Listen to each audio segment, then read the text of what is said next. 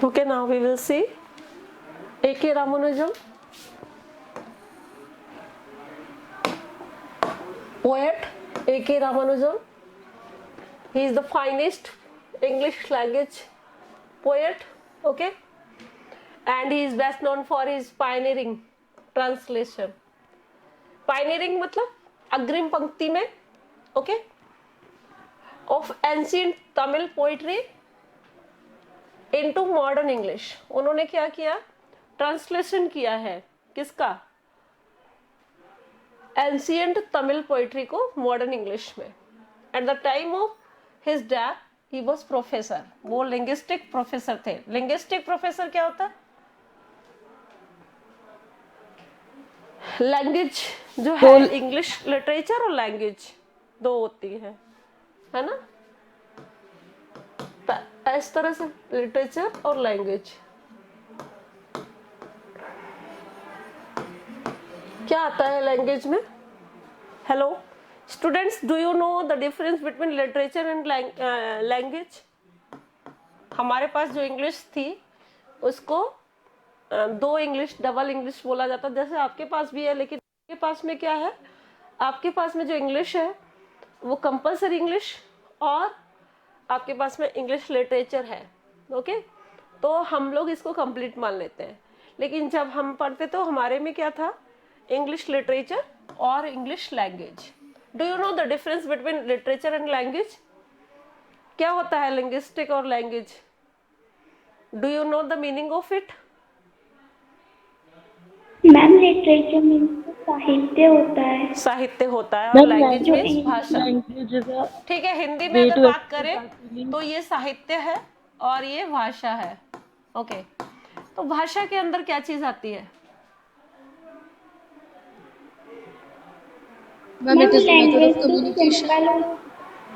देखिए, language is communication only. Limit में इसका कोई फील्ड नहीं होता है. इसमें पूरा ग्रामर पोर्शन आता है आपका. और ग्रामर्स एंड वर्ड्स जितना भी ग्रामर पोर्शन है, सिंथेसिस है, जैसे कि आपका मतलब जो भी फ्रेजल वर्ब्स है, जैसे प्रीपोजिशंस हैं, ये सब कुछ इंक्लूड होता है. जितना भी मटेरियल होता है, मतलब ग्रामर से रिलेटेड मटेरियल, वो पूरा इंक्लूड होता है लैंग्वेज के अंदर, और ये लिंग्विस्टिक में आता है. Okay, this one is easy in the comparison of this. 50-50 marks का दोनों का एग्जाम. 100 मार्क्स का. ओके, ये 100 मार्क्स का, ये 100 मार्क्स का. इस तरह की English. Nowadays here in Rajasthan you studied only literature and language is not included here, compulsory English. तो ये चीज है इसमें. अभी ये डिफरेंस होता है.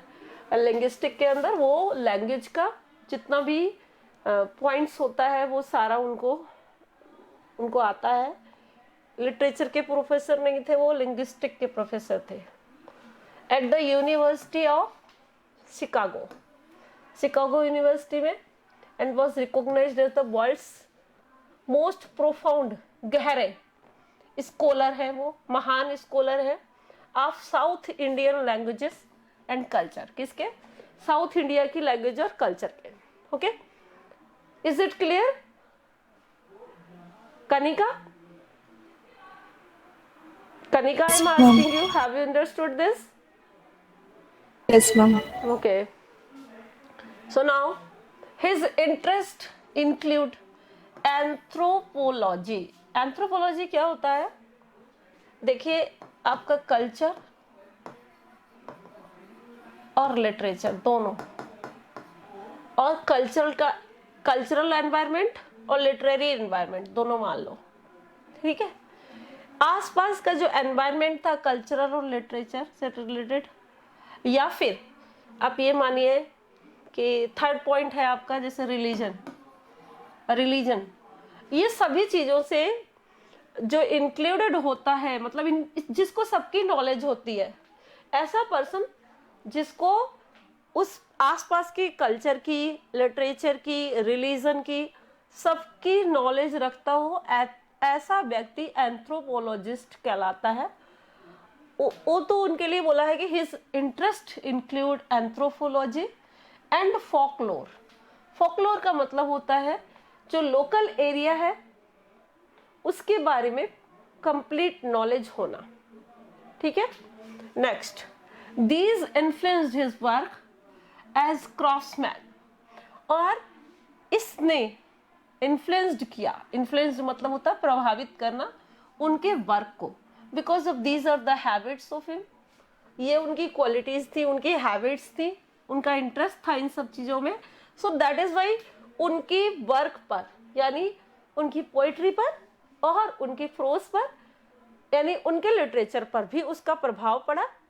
एज दीज इन्फ्लुएंस्ड यानी इन सब चीजों ने उन्हें एक क्राफ्टमैन बना दिया। क्राफ्ट्समैन का मतलब होता है क्रिएटिव होना, क्रिएटिव वर्ड से बना है क्राफ्टमैन, यानी कहने का मतलब ये व्यक्ति जो कि सिंपल चीजें जैसे रॉ मटेरियल प्रोवाइड किया जाता है उसके बारे में उसको हम लोग कैसे बना, बहुत सारी चीजें उसमें काट छांट करते हैं और उसके बाद वो मटेरियल एक ब्यूटीफुल थिंग बन जाता है। जैसे कि मान लीजिए आपको फर्नीचर बनाने के लिए या कोई भी चीज XYZ आपको बनाने के लिए दी गई, तो आपको रॉ मटेरियल मिलेगा और उसके बाद आप उसको काट छाट करोगे और उसके बाद उसे ब्यूटीफुल बना दोगे, एक ब्यूटीफुल ऑब्जेक्ट प्रिपेयर हो जाएगा।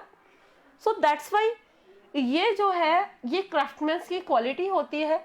तो ये सारी चीजें एंथ्रोपोलॉजी और फोकलोर इनने क्या किया, उन्हें उनके वर्क को क्राफ्ट्समैन ऑफ इंग्लिश, इंग्लिश का क्राफ्टमैन बना दिया। इट मीन्स उनके अंदर इतनी सारी नॉलेज थी कि उन्होंने एज ए क्राफ्टमैन वर्क किया उस पर इंग्लिश का, ओके, इंग्लिश को इंक्लूड किया उसके साथ में।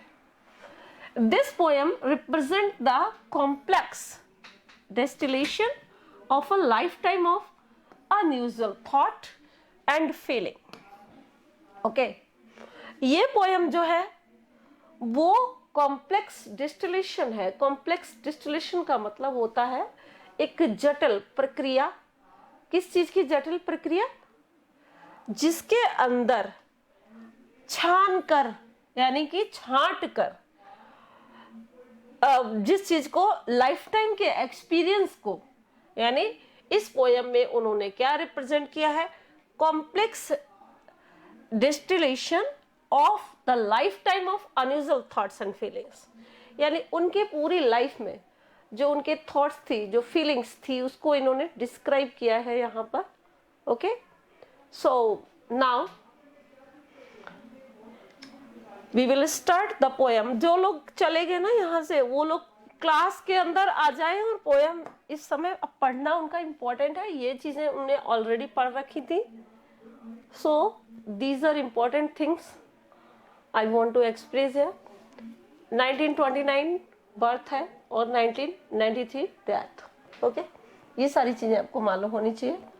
उसके बाद वी विल स्टार्ट।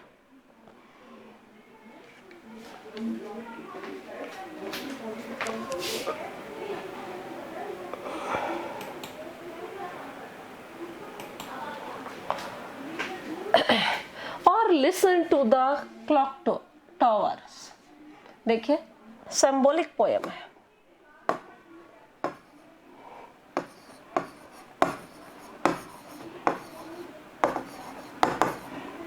ये पोयम जो है सिंबॉलिक पोयम्स है। सिंबॉलिक पोयम में कैसे है I want to tell you. और listen to the clock towers. देखिए जो डिफरेंट रिलीजन्स हैं उनका डिस्क्रिप्शन किया जा रहा है यहाँ पे। डिफरेंट टाइप की मेंटालिटी के जो पीपल होते हैं उनका डिस्क्रिप्शन किया जा रहा है। ओके, लेकिन यहाँ पर सिंबॉलिक वे में क्लॉक टॉवर का यूज किया है। तो सबसे पहले हमको सिर्फ ये देखना है कि पोएट यहाँ पर क्या पढ़ा रहा है। सिंबोलिज्म यूज हुआ है, कोई बात नहीं, ठीक है, सिंबॉलिक वे में पोएट ने यूज किया है। बट हमको इतना ध्यान रखना है कि इसमें शुरुआत में क्या पढ़ाया जा रहा है उसको ही अटैच्ड करेंगे हम लास्ट में, ठीक है। अब सबसे पहले, और listen to the clock towers of any old well managed city. देखिए that was the quality of the old और ancient well managed city. There should be clock towers. समझ में आ गया? यानी कि ओल्ड जो एंशियंट टाइम की जो सिटीज हैं, ओके, और जो वेल मैनेज्ड सिटीज हैं, अच्छी तरह से बनी हुई हैं, उनमें क्या इंपॉर्टेंट है? Clock tower. Okay, clock tower is important there. Is it clear to you students? So, ma'am, it means that ki all the religions are same and are no discrimination between them. हाँ, नहीं, लेकिन हम अभी इस चीज पर नहीं आ रहे हैं। It will be conclusion and we will see at last moment it. Okay, हम सिर्फ इतना दिखाना चाहते हैं, हम आपको सिर्फ सिंपली जो पोएम में लिखा है वो पढ़ा रहे हैं पहले। आफ्टर इट जब हम इसका पूरा आउटपुट निकालेंगे तब ये बात एक्सप्लेन की जाएगी। Okay Okay, ma'am. तो पहले क्या बोला उसने? और listen to the clock towers of any old well managed city, यानी एंशिएंट टाइम की जो वेल मैनेज्ड सिविलाइज्ड जो सिटीज हुआ करती थी, ठीक है, उनमें क्या था? Clock towers, existing of clock towers was necessary. ठीक है, is it clear? Yes, ma'am. Okay, only one student is speaking here and others are keeping silence, just as they are not listening. So I want that you should open your videos, all of you. तभी मुझे लगता है कि आप videos open करिए, नहीं तो आप क्लास में हैं या नहीं है, it is not confirmed. Are you listening, all of you? Yes, ma'am. Yes, ma'am. Okay. Next, beating their gongs round the clock. Gongs मतलब यहाँ पर घंटे। तो क्लॉक के अंदर क्या बजता है? घंटा। ठीक है, अब जब भी जैसे कि टाइम जो शो किया जाता है उसके बाद गॉन्ग्स बजते हैं उस क्लॉक में, ये बताने के लिए कि इतना टाइम हो गया है। ओके, तो beating their gongs round the clock, यानी कि क्लॉक के अंदर जो घंटे हैं वो ये रिप्रेजेंट करते हैं टाइमिंग्स को। ठीक है, beating their gongs round the clock, यानी क्लॉक के अंदर वो घंटे जो हैं बजते हैं, each slightly off the others time deeper और लाइटर, यानी ईच जो भी कोई है स्लाइटली थोड़े से ऑफ द अदर्स टाइम, एक दूसरे के टाइम को मैच नहीं करते हैं। कोई 1 मिनट पहले 12 o'clock हुआ, किसी के यहाँ 1 मिनट बाद हुआ, किसी के यहाँ 2 मिनट बाद है, तो that is why timings are not similar in the clock towers. Okay, समझ में आ गया? टाइमिंग्स जो है वो सेम नहीं है। Okay, students, is it clear to you? Answer me. Yes, ma'am. Okay. Yes, ma'am. So now, deeper or lighter? Deeper or lighter? कुछ ज्यादा और किसी का टाइम कुछ लाइटर मतलब कम है। Okay? Opposite words are used here. Which figure of speech? Oxymoron. OX by MORON. Okay? Next. In it bronze, bronze का मतलब क्या होता है? मेटल है, ये धातु है, कौन सी? कांसे की। ठीक है, तो ब्रॉन्जे जो है कांसे की धातु कैसी होती है? मिक्सचर होती है, दूसरी 2 तरह के मेटल्स को मिलाकर बनाई जाती है। आपको पता ही है ये बात। Beating out a different sequence each half hours out of the accidents of alloy। अब पोएट कह रहा है मे बी उनके जो टाइमिंग्स में डिफरेंस है वो किस कारण से हुआ है? Beating out a different sequence, यानी उनकी सीक्वेंस में जो डिफरेंट है, in its bronze each half hour, यानी मान लीजिए हाफ आवर का डिफरेंस है, तो इन इट्स ब्रॉन्जे जो जिससे वो बनाई गई हैं, जिस धातु से यानी कांसे से जो बनाई गई हैं वो clock, out of the accidents of alloy, शायद उसके मिक्सचर की वजह से, यानी कि जब ब्रॉन्जे का मिक्सचर प्रिपेयर किया गया था, मे बी इस कारण से उनमें डिफरेंट आ गया है, डिफरेंस आ गया है। किस चीज का डिफरेंस आ गया है? टाइमिंग्स का। Is it clear? Yes, ma'am. हाँ। अब next, a makers second hand in Switzerland. जो क्लॉक है वो कहाँ की फेमस है? स्विट्जरलैंड की। ओके, तो देखिए वो कह रहा है कि शायद एक कारण और भी होता है कि जो वॉच मेकर है उसके हैंड्स जो हैं मे बी मूव कर रहे हो, शेकिंग हैंड्स हो, हिल रहे हो, तो हो सकता है कि इस वजह से उनके टाइमिंग्स में डिफरेंस आ गया हो। किनके टाइमिंग्स में डिफरेंस आ गया हो? Watch tower के। यस, क्लॉक टावर के। ओके, वॉच ट्रैवल, वॉच का नहीं आएगा यहाँ, clock. Watch maker, a clock maker, here should be clock. Okay, watch नहीं होना चाहिए यहाँ पे, क्लॉक होना चाहिए। Clock maker, because of clock में CLOC, क्लॉक मेकर में और वॉच मेकर दोनों अलग अलग है, तो यहाँ पर हम क्लॉक मेकर लिख दें। तो हो सकता है उसके हैंड्स मूव करते हो, हैंड्स उसके शेक करते हो, दैट इज वाई उनमें डिफरेंस आ गया हो। और अब यहां तक तो ये कंप्लीट हो गया। Clear to you? Yes, ma'am. हाँ। अब हम यहाँ से स्टार्ट करेंगे। और द म्यूचुअल डिस्टेंसेस, यहाँ पर भी म्यूचुअल का मतलब होता है आपसी, डिस्टेंस मतलब दूरियां। कौन सी फिगर ऑफ स्पीच है? म्यूचुअल डिस्टेंसेस में कौन सी फिगर ऑफ स्पीच है कनिका?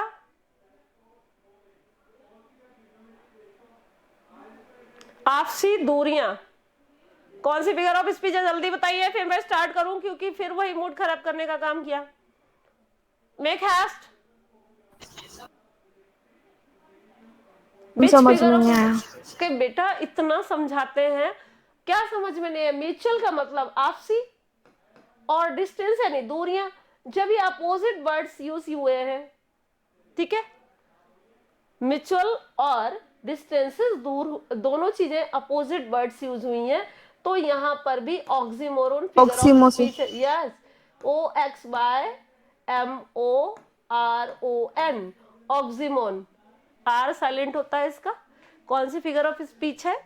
ऑक्सीमोन। क्यों है? क्योंकि इसमें टू अपोजिट थॉट्स और आइडियाज को एक साथ एक्सप्रेस किया गया है। नाउ अब नेक्स्ट चीज पोएट क्या बता रहा है? कमेमोरेटिंग। कमेमोरेटिंग मतलब अ डोनर्स विम। शायद ये क्या है? डोनर्स का विम है, यानी ये एक्सप्रेस कर रहा है, कमेमोरेट कर रहा है किसको?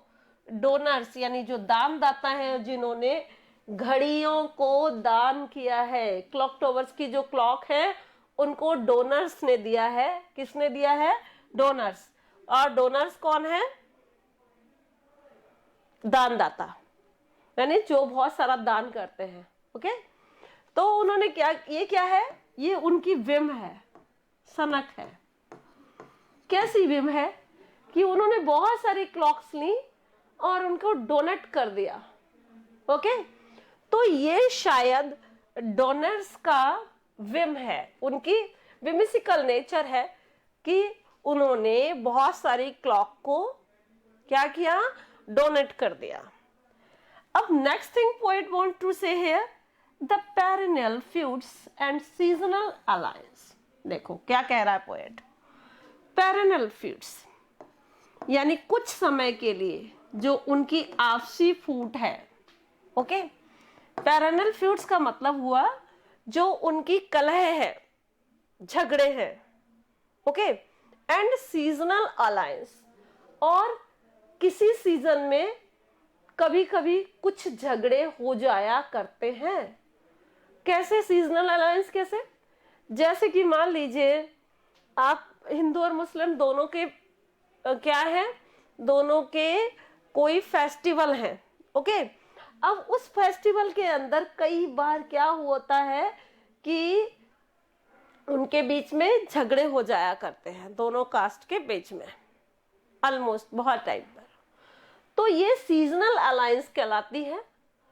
और पेरेनल फ्यूड्स का मतलब जो लंबे समय तक ऐसी चीजें हैं जो हमारे दिमाग में जो कलह जो है, हमारा झगड़ा जो है, जो कि लंबे समय से चलता जा रहा है, of Hindu, Christian and Muslim.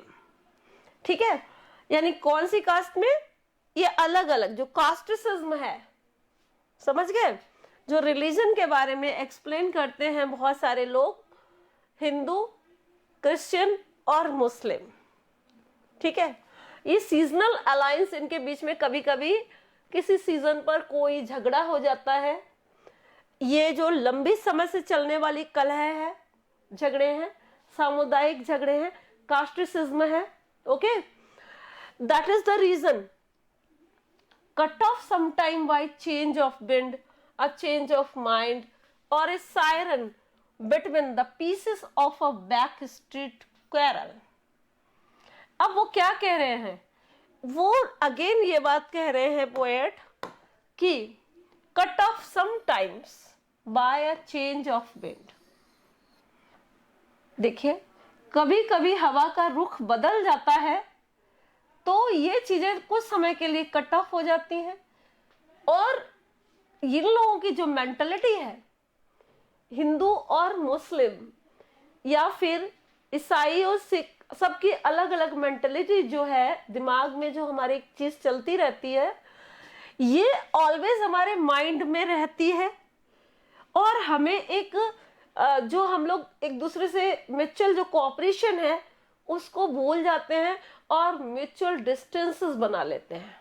Okay, हम हिंदू और मुस्लिम के इस चक्कर में क्या करते हैं, हम म्यूचुअल डिस्टेंसेस डेवलप कर लेते हैं, आपसी दूरियां डेवलप कर लेते हैं in the place of mutual cooperation, mutual cooperation की जगह पर, जबकि हम एक ही कंट्री में रह रहे हैं। That is why we should cooperative to each other. हमें एक दूसरे के प्रति कैसा होना चाहिए, कोऑपरेटिव होना चाहिए। हम लोगों को एक दूसरे को कोऑपरेशन करना चाहिए। लेकिन हम क्या करते हैं, हमारी जो मेंटालिटी है वो चेंज हो जाती है। ओके, और हम एक दूसरे से कट ऑफ हो जाते हैं। ओके, और सायरन, सायरन का मतलब है एक बिगुल बजता है, एक आवाज आती है। Okay, when the pieces of a backstreet quarrel, backstreet quarrel it means गली के पीछे वाली जगह पर एक झगड़ा होता है, एक छोटा सा झगड़ा होता है। ओके, एक छोटी सी लड़ाई होती है और इसको एक बहुत बड़ा तूल दे दिया जाता है। जो हमारे लीडर्स हैं वो उसको एक बहुत बड़ी जगह पे पहुंचा देते हैं।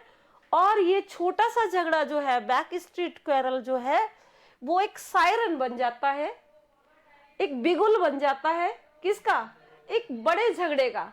एक कास्टिसिज्म के नाम पर लड़ाइयां होने लगती है और लोग एक दूसरे से बहुत ज्यादा लड़ाई करने लग जाते हैं, बहुत बड़े बड़े दंगे हो जाते हैं और वो जगह जगह पर हो जाते हैं।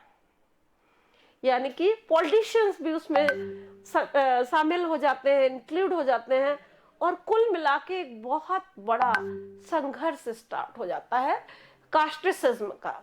ओके, अब क्या कह रहा है, ये कहां से स्टार्ट हुआ? बैक स्ट्रीट क्वेरल से एक सायरन बजा और ये हिंदू मुस्लिम के बीच में जो झगड़ा स्टार्ट हुआ, या क्रिश्चियन या फिर हिंदू और क्रिश्चियंस के बीच में जो झगड़ा स्टार्ट हुआ, या फिर मुस्लिम और क्रिश्चियन के बीच में जो झगड़ा स्टार्ट हुआ, उसने क्या किया, सब जगह एक कास्टिसिज्म की लहर आ गई, हर जगह कास्टिसिज्म फैल गया। ओके, और जिसने कि between the pieces of A back street quarrel हमको अलग अलग डिवाइड कर दिया, विभाजित कर दिया। अब आगे, one day you look up and see one of them eyeless silent, a zigzag sky soaring। अब पोएट क्या कह रहा है? One day you look up, जब बहुत लड़ाई होगी तो वो क्लॉक जो है वो कैसी होगी, टूट जाएगी। ओके, उसके टुकड़े हो जाएंगे उस लड़ाई में। यानी कि जब लड़ाई करते हैं लोग, दे नेवर सी एनीथिंग, वो किसी भी चीज को नहीं देखते, तो वो क्या करते हैं, उस क्लॉक को तोड़ देते हैं। ओके, और उसके पीसेस हो जाते हैं। ओके, अब जब क्लॉक के पीसेस हो जाते हैं तो उसके अंदर पोएट यहाँ पर बोल रहा है कि स्काई, मान लीजिए आपका स्काई है ये ऊपर। ओके, ये देखिए ये क्लाउड से ये स्काई है अकॉर्डिंग टू मी। अब इसके जो क्लॉक टावर्स की जो क्लॉक टूटी हुई है उसमें कांच है। ओके, उसमें हमें क्या दिखाई दे रहा है, साइलेंट, शांत, अ जिगजैग स्काई, टूटा हुआ आसमान, टूटा हुआ आसमान दिखाई देता है। ओके, टूटा हुआ आसमान दिखाई दे रहा है कहां पर, इस जिगजैग में। यानी किसका जिगजैग, ये जो zigzag sky, sorry zigzag sky दिखाई दे रहा है हमें उस क्लॉक के पीसेस में। समझ गए? यानी यहां पर पोएट ये कहना चाहता है, क्या कहना चाहता है कि हमारे अंदर हम क्या करते हैं, हमारे अंदर एक बहुत बड़ी, मतलब हम झगड़ा करते हैं, हम लड़ाई करते हैं, तो हमारे अंदर एक बहुत बड़ी बुराई जो होती है वो स्टार्ट हो जाती है हमारे दिमाग में, दिल में, और हम फिर कुछ भी तोड़ फोड़ करने लग जाते हैं। और उस तोड़ फोड़ में हम क्या करते हैं, हम आकाश को भी भुला बैठते हैं। ओके, क्योंकि ये नहीं हम जानते कि उन टूटी हुई चीजों में भी प्रकृति के दृश्य दिखाई देते हैं। नेचुरल ऑब्जेक्ट्स जो हैं वो हम पर रोते हैं कि we are fighting with each other the name of religion. हम धर्म के नाम पर झगड़ा कर रहे हैं, और ये धर्म के नाम पर झगड़ा करना ये एक बहुत ही बुरी बात है, पेरिनल फेट्स। ओके, और कास्टिसिज्म पर हम जब झगड़ा करते हैं तो ये और भी पुअर है, because of we are similar human beings and we are made by single one God. So ever we should believe in it that we should cooperate, mutual cooperation, cooperate to each other, and mutual cooperation is necessary in the place of mutual distances. So through the knocked out clockwork, यानी उसने क्या किया, घड़ी के work को stopped कर दिया। After a right, एक झगड़े के बाद, यानी कभी एक बहुत बड़ा जो राइट होता है, हिंदू मुस्लिम राइट या कोई से भी कास्ट का राइट होता है, एक झगड़ा होता है, तो through the knocked out clock work, उसमें क्या हुआ, उसमें क्लॉक टावर टूट गया, और उसके अंदर हमें क्लॉक टावर्स के टूटने पर, क्लॉक के टूटने पर जो उसके कांच के टुकड़े हैं उनके अंदर हमें जिगजैग स्काई दिखाई दे रहा है। And we are full of sorrow, और हम बहुत दुखी हैं, क्योंकि आफ्टर अ राइट, एक झगड़े के बाद, a peace march time bomb, a peace march time bomb, शांति आ गई है। ओके, जैसे कि एक टाइम बॉम्ब जो है, देखिए शांति जो है दो तरीके की होती है, एक होती है फुल ऑफ प्लेजर, और दूसरी होती है फुल ऑफ सॉरो। सो ये जो पीस है कैसी है, फुल ऑफ सॉरो। जैसे कि टाइम बम के फटने के बाद जो एक पीस, चारों तरफ एक शांति दिखाई देती है। ओके, उस तरह की शांति वहां पर हो गई। और अ precise act of nature in a night of lightnings, या फिर एक ऐसा एक्ट है प्रकृति का, एक ऐसा वर्क है किसका, नेचर का। Okay, in a night of lightning, यानी जब बिजली चमकती है तो एग्जैक्ट वर्क करती है, क्योंकि प्रकृति जो है वो क्या करती है, वो वर्क करती है अपने अकॉर्डिंग, ठीक है। तो जबकि विलियम शेक्सपियर ने भी ऐसा कहा है, man proposes and God disposes, अपने को ऐसा लगता है, बट प्रकृति कभी भी, यानी नेचर कभी भी गलत नहीं करती, उसका जो एक्ट होता है वो एग्जैक्ट होता है। ओके, कैसा होता है, एग्जैक्ट, राइट, बिल्कुल correct. End of nature in a night of lightning, यानी कई बार जब बिजली खोलने वाली रात होती है तो उस समय वो क्या करती है, प्रकृति सब कुछ स्तब्ध कर देती है, सब कुछ साइलेंट कर देती है।